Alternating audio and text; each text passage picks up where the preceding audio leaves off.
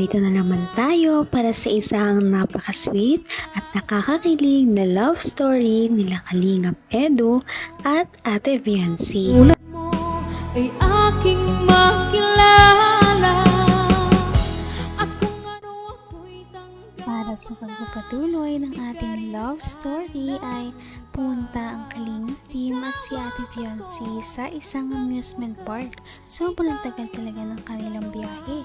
Inabot pa sila ng 10 hours at natulog pa nga sila doon dahil kinagabihan na nga sila nakarating. At kinaumagahan, ayun na, pumunta na sila sa amusement park. At sobrang nag-i-enjoy din talaga ang Kalingap team na makikita ninyo sa ating nakaraang video. Ngayon ay ang pagpapatuloy ng kanilang adventure dito sa amusement park. Sobrang nakakakilig ang mga matutunghayan nyo dito dahil magkakaroon sila ng mas maraming interaction at mas lalo silang magkakaroon ng bonding.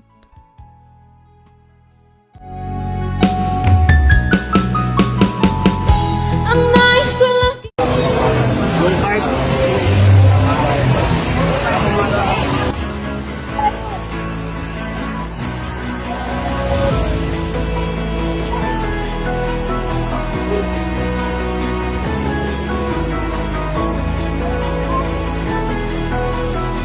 Wala tayo sa kabayo lang.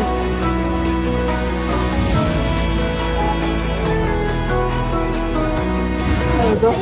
Warm up. Warm up.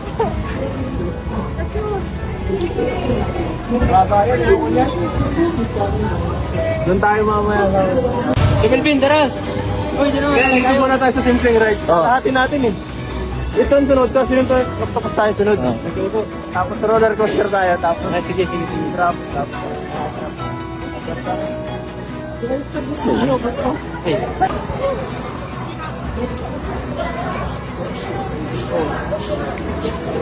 Anong problema?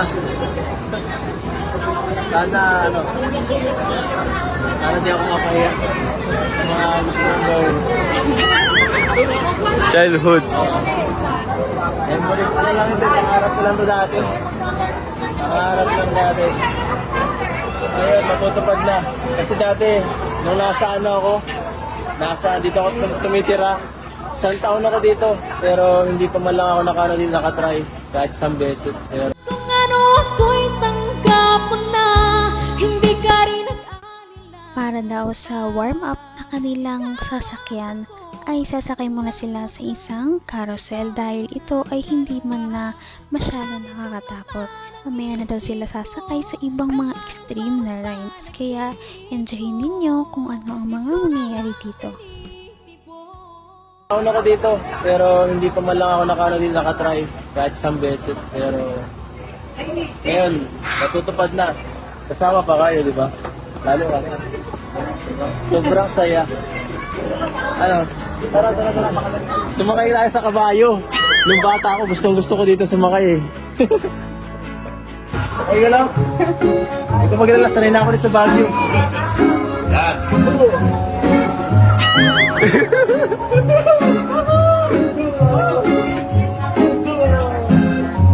Wala ka lang kabayo. Hoy, sino? Okay.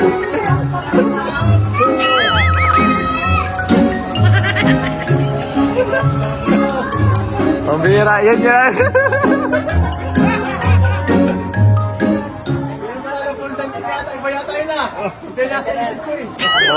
You ever wonder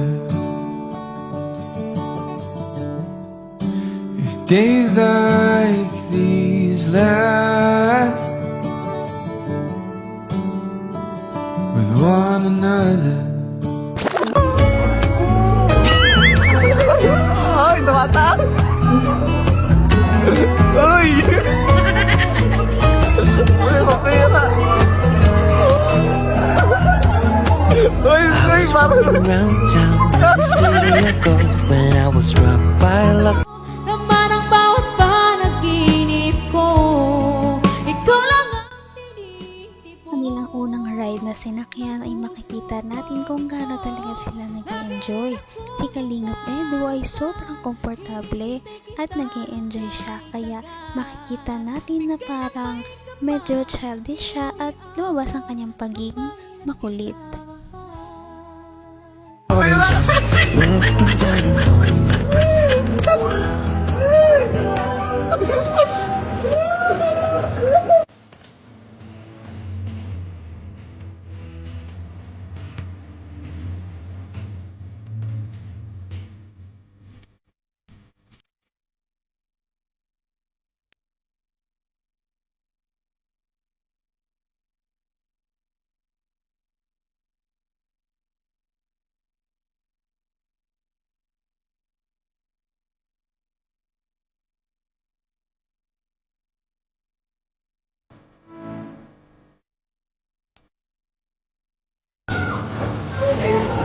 Paano na ako?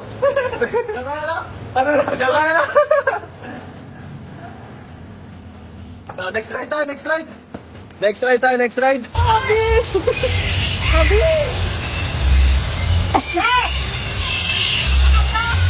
Sino na po?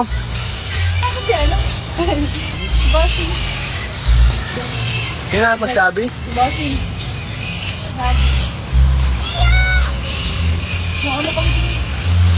Saan kayo masakay? Nagbuhat ako. Pinaguan ka? Ito ba lumusot dito? Saan mo hanapin dito? Hanggang wakas ay tayo ng dalawa.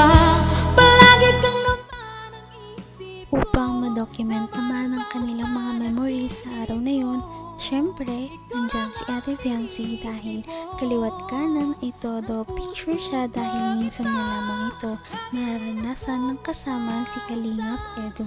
Kaya naman mas better na i-capture nila ang mga memories sa pamamagitan ng picture.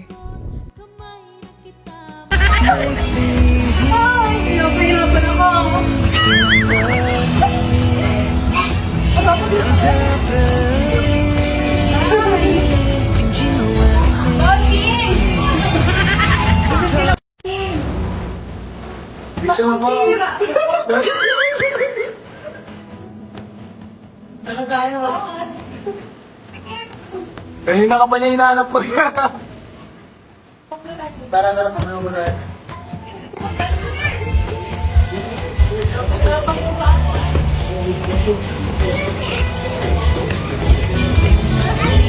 Dito tayo, sa lobo. Ano ba ang ride? Ay! Ay, lilipad na kuya! Next ride, next.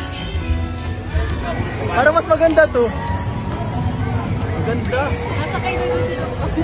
Ay, sakay to. Yan, isa pa yan. Sakay kayo, sakay kayo. Sakay tayo dyan.